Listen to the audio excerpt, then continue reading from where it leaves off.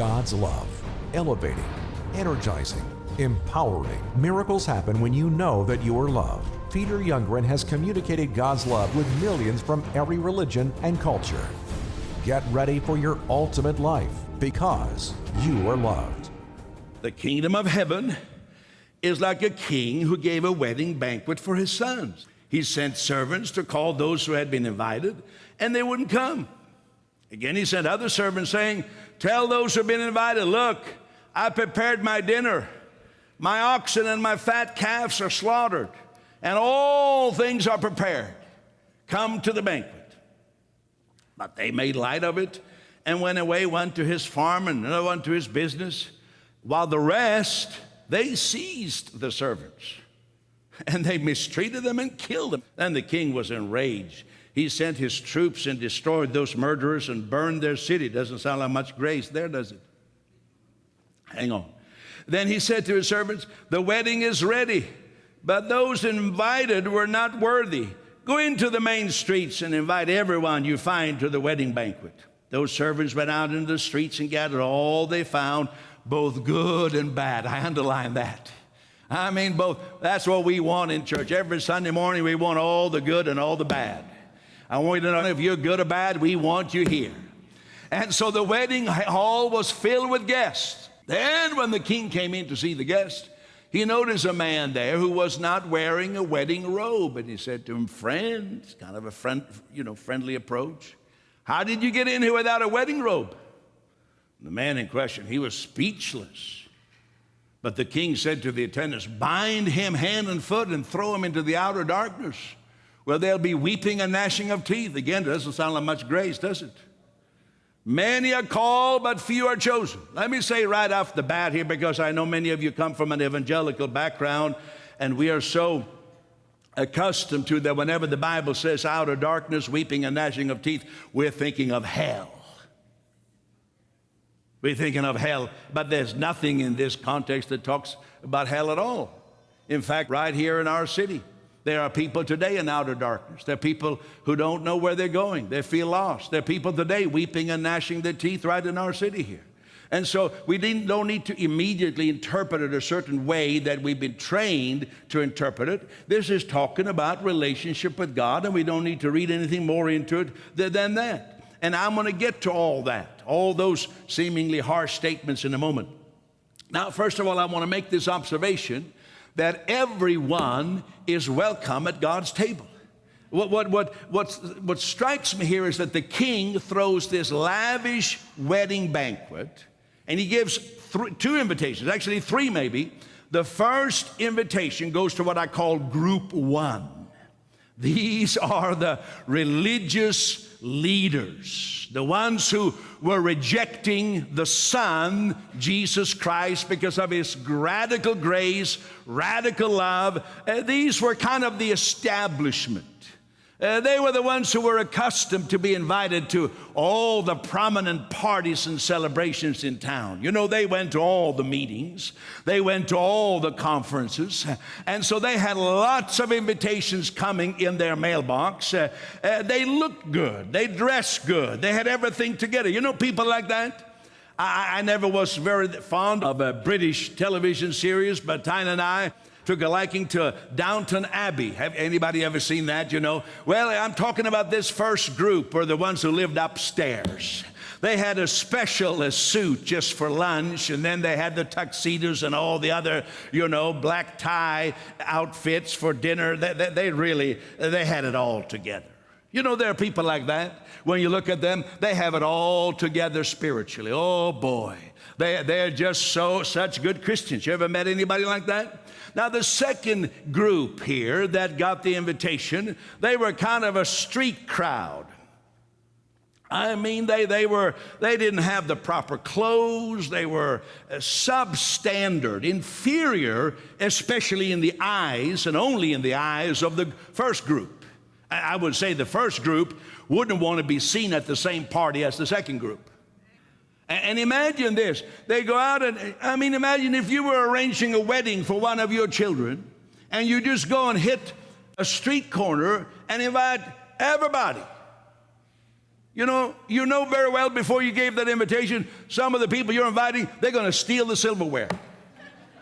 And some of them are going to go for the free bar right away. Never mind the appetizer and the main dish. They're going to get drunk, and when they're drunk, they're going to make a nuisance. They're going to draw attention to themselves, and it's going to be embarrassing at your son or your daughter's wedding. Imagine that. Imagine that. I mean, just think about it. You go and just bring in whoever the cat's dragged in. You say, come on in. Well, that's what God is doing here, because God is a God of undeserved, unearned, unmerited favor for everyone. So the bottom line here is, the bottom line in this story is, when all the invitations are given, the king wants everybody there. The good, the bad, and the ugly. I added the ugly. And there's lots of scripture verses that back this up. Let me give you a few. Titus 2:11, the grace of God has appeared, bringing salvation to all. Well, you see that God shouldn't be so presumptuous, just go for all. He should just go for the ones who really deserve it. Sorry, you're not God. There's another one, Romans 5:18, just as one man's trespass led to condemnation for all, so one man's act of righteousness leads to justification and life for all. See, God is interested in all. Whosoever will, let him come. Here's another one. I took this out of the Message Bible. It just struck me so good. 1 Corinthians 1:26. And if the shoe fits it, wear it. Here's what it says. Take a good look, friends, at who you were when you got called into this life. I don't see many of the brightest and the best among you. Not many influential, not many from high society families. There's some, but not many. Isn't it obvious that God deliberately chose men and women that culture overlooks and exploits and abuses? Chose these nobodies to expose the hollow pretensions of the somebodies. That makes it clear that none of you can get by with blowing your own horn before God. There goes self-righteousness. Everything that we have, right thinking and right living, a clean slate and a fresh start, comes from God by way of Jesus Christ. That's why we have the saying, if you're going to blow a horn, blow a trumpet for God. Yeah, it kind of tells you that the invitation is for everyone, that God loves everyone. And you know, that's why Jesus came, because every religion had its walls of separation. So it's true in the Jewish religion. They had a wall of separation between men and women. So the men could do certain spiritual activities and women were only allowed to watch, or maybe even not even watch. And then you had certain separation between even the men and the priest, and you know what they could do. And then you had certain separation between the priest and the high priest. And of course, then you had a huge separation between everybody and God. So it was really kind of an apartheid separating people. But what Jesus came, and he's already showing that in the Gospels, and then he accomplished it when he died and rose again. What Jesus did, he tore down every wall of separation. So there's neither Jew nor Greek, nor French, nor Congolese, nor Nigerian, nor German, whatever you are. There's neither male nor female, but we are all one in Christ Jesus. I will go back to the message in just a moment, but first, your prayer requests are so very important. We want to pray and believe God with you, because you are also one of those that are welcome at God's table. Also, my free gift to you. Don't miss this. It's yours just for the asking. Here is how. Peter Youngren presents the Himself booklet by A.B. Simpson, The Glorious Reality of Christ in You. Peter's offering this as a free gift, so please call now to order your personal copy. Call 1-800-275-2713 and request your free gift today. And we see that this parable describes the conflict between God and the big business of religion. You see, the first group, they represent these religious people, and some of them were so vehement they even wanted to kill all the messengers of the good news. They had it together. They didn't see themselves spiritually naked. In fact, they had the means and the money to buy whatever clothes they needed. That they were people that, as I said, they went to parties. They were accustomed to be invited to the best parties in town. And so they were self-sufficient. They had their clothing. And so, that's how religion is. Christless religion, religion that makes Christ less than what Christ is intended to be, always has its camouflage. It has its cover-ups. And explanations and a way to make oneself look holy. And so among this group, there were two responses. First of all, there was the first group who just ignored the messengers. Here comes the message. The king has made a great banquet. Come on, everything is ready. The fatted calf has been killed. The dinner is ready. The wedding clothes, your tuxedo is waiting for you. It's your size. Come on. And they just ignored it. They didn't get mad. They just ignored it. And they just went about doing their business, some in the field, some in the business. Now, it's not speaking here about business as we would talk about it. We know from the rest of the parables, Jesus is referring here and giving an illustration, a parable. They went about their religious activities. They went about doing their work and say, wait, we don't need this message. We got our own religion. Thank you very much. One group of them, referred as the rest, they got just mad. They didn't go back to their religious activities. They said, we're going to kill these messengers. So they killed them. They were in a rage. I mean, it's kind of rude, isn't it? You get a VIP invitation, and you go and kill the person who delivered the message, or kill the mailman. I mean, you could just say, I'm not coming, but no, they got so upset. And it's always been like that. I mean, when Jesus walked on this earth, there were people there who kind of just wanted to ignore him. But, then the ones who were really religious, they wanted to kill him, away with him. We don't want this Jesus. We don't want this view of God. We have our own view of God. Our God is mean and petty and small. We don't want this God who loves publicans and sinners. We don't want this God who goes out on the streets and invites everybody who's going to come. Who knows what they're going to do at our party? We don't want that God. We want a proper God, one that beats up on people. So we don't want this God that Jesus is showing us. We like our own God, the one we made. We don't want that. And so they say, crucify him, put him away. And that's what religion is still doing today. When we're talking about God's great love, some people get mad. Some people are mad at Peter Youngren. Can you imagine? I'm such a nice guy. They said, oh, he's preaching some crazy message of God's grace. Well, I'll tell you what's crazy is not to believe that everything is in Jesus. To believe that you're going to somehow perform to do it yourself. Now, I would call that crazy. I wouldn't, because I'm too nice. But if you want to talk crazy, that's crazy. But to believe that God so loved me that he identified with me, he came identifying with every pain and shame that is attached to the human race, and he conquered it, rose again, and offers me new life. My friend, that's not crazy. That's just good news. Now, when they now killed him, it says the king got angry.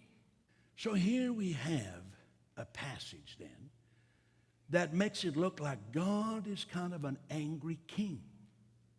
He's an angry king. And he's ready to throw people hither and yonder.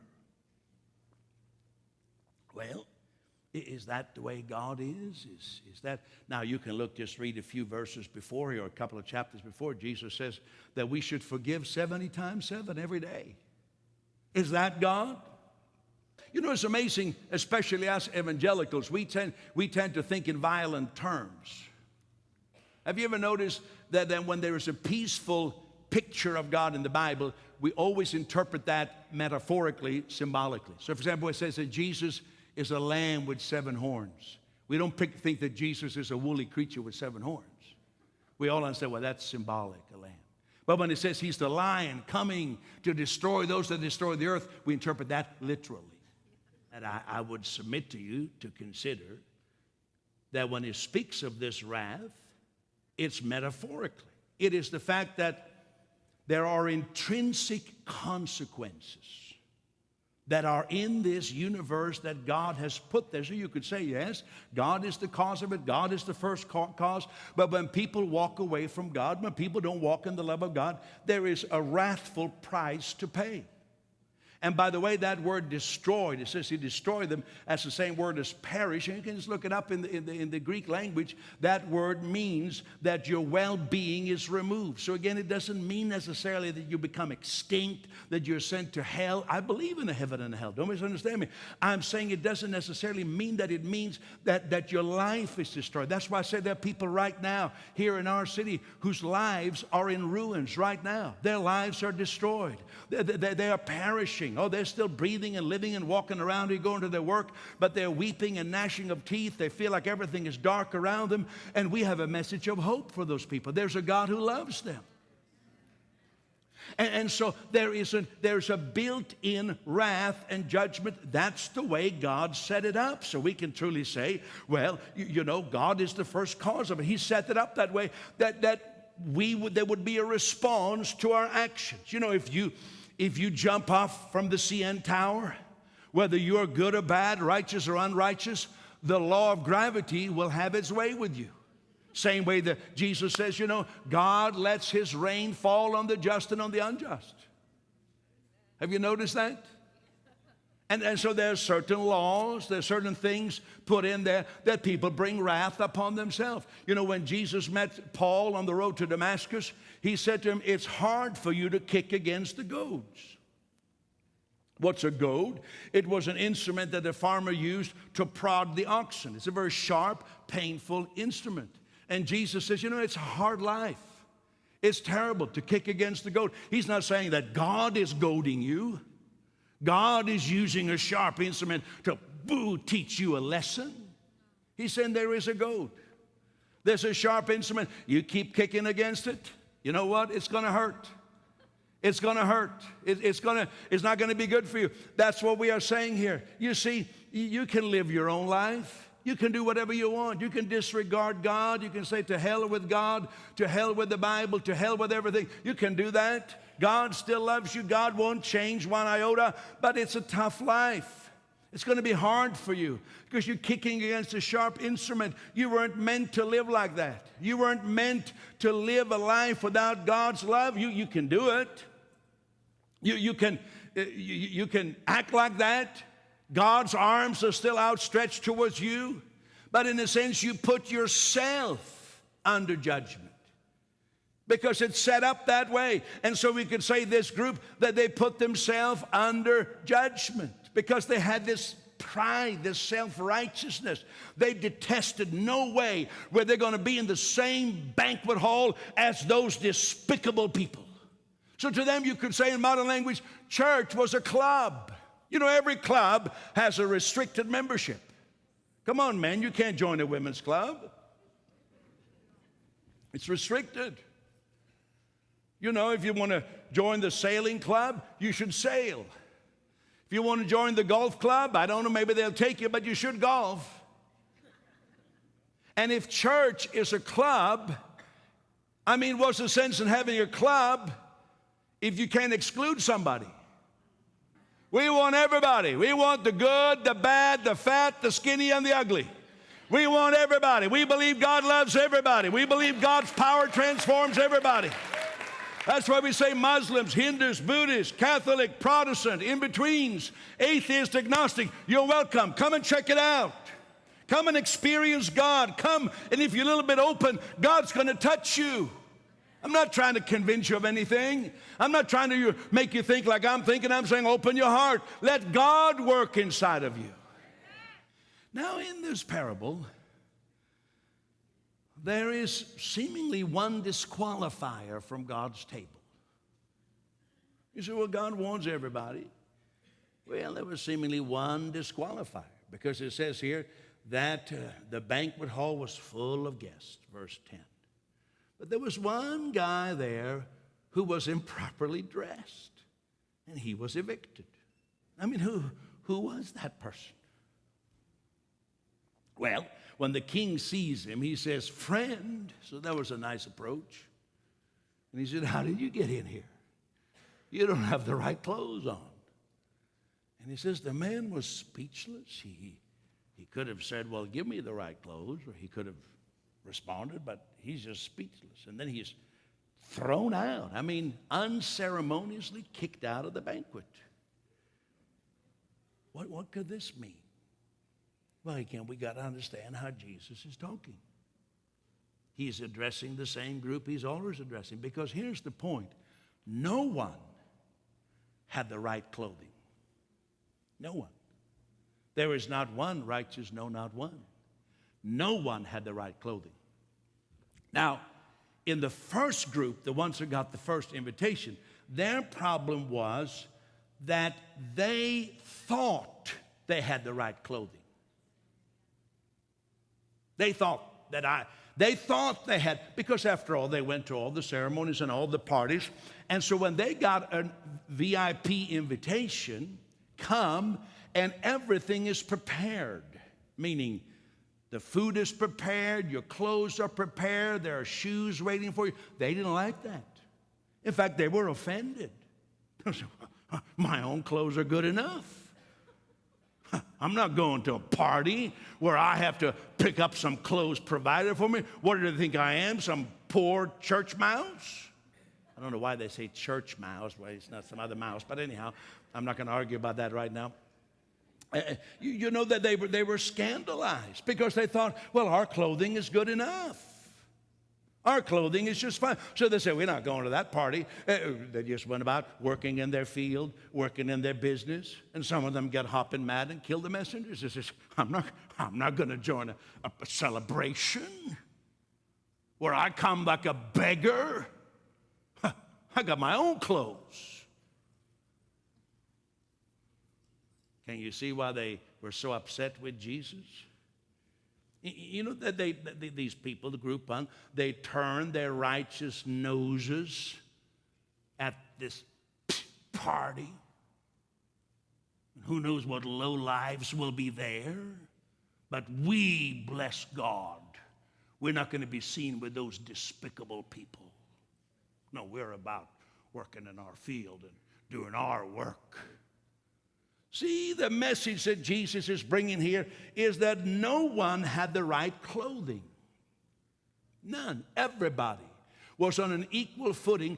Those, that first group, then in a sense, they were worse off because they thought they had good clothes. They were like with the emperor, the emperor had no clothes. They just didn't realize that they were naked. So they said, we don't want that. And they were horrified when they heard the master, the king, has gone out and brought everybody in. God's generosity horrifies religion. I like that. God's generosity. God is so good that it horrifies religion. And so one guy now, it must have been one in the first group. Because the blessing of being in the second group, they all know they didn't have the tuxedo. They didn't have the evening gown.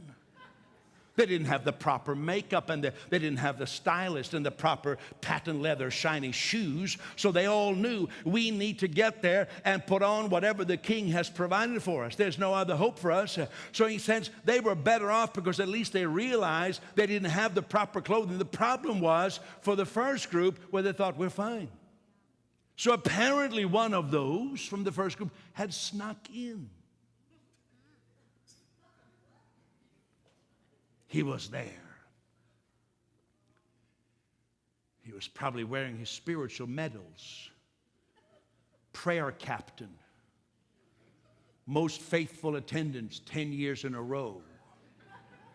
Intercessor number 1. A pillar of the church. Faithful.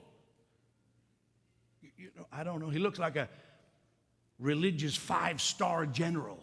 Can you picture it? Have you ever seen those 5-star generals? When they come to visit our church, they don't really come to receive. They come to check it out. They don't come to worship, with us regular folks. They say, oh, I thought, Pastor, I just came and check out to see what the anointing level is here this week. Oh, yeah, I see. I'm just, I've been praying for you because I know you guys need prayer. We're way over here somewhere else. Oh, I said, oh, well, mighty general, thank you for gracing us with your presence. You know, there was some guy there strutting his stuff. He thought he was a somebody. And you see, if Jesus was good at rebuking just that kind of person, full of himself, full of his own clothes. Oh, my clothes are good enough. I can go to the party. Nobody's going to tell me. I don't have to humble myself and just say I'm nothing. I don't have to go that far. No, I'm good enough. I'm fine.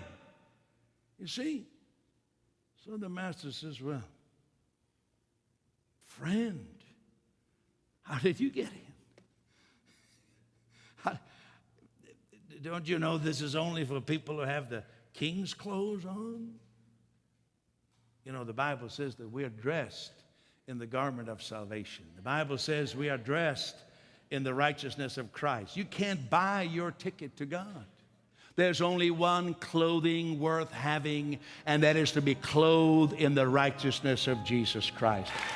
Everyone is welcome. Just one question. Are you coming in your own self-righteousness, saying, God, you should heal me because I prayed so much, I fasted so much? Or are you coming to God's banqueting table, dressed in the tuxedo that God has prepared for you, which is Christ's own righteousness? Because that's the only clothing that'll work. The rest, it'll just be like you're dressed in the emperor's new clothes, buck naked, spiritually speaking. But when you come dressed in Christ's righteousness, you are joint heir with Christ, and everything is available to you. Call the number on the screen right now. We want to pray and believe God with you. Would you stretch out your hand with me? Father, I thank you. I thank you in the name of Jesus. I thank you for your blessing, your power to be released to this television audience right now in the name of Jesus. Keep calling with your prayer request, and then let us know how God has touched you. And finally, thank you. I need your help. I'm heading to the traumatized nation of Guinea. It's so racked by the Ebola crisis. Thank you for your help. Keep calling with your prayer request. And in all these things, whether the prayer request or reaching out to Guinea, West Africa after the Ebola crisis, it's all because we are loved. Thank you. Your partnership makes this ministry possible. To share your prayer request or to help bring the good news of Jesus Christ to thousands who have never heard, call 1-877-974-7223. You can give at www.peteryoungren.org or send your gift to World Impact Ministries at P.O. Box 2108, Vista, California 92085, 2108, or 190 Railside Road, Toronto, Ontario, Canada, M3A 1A3. Together, let's give everyone a chance to hear the gospel.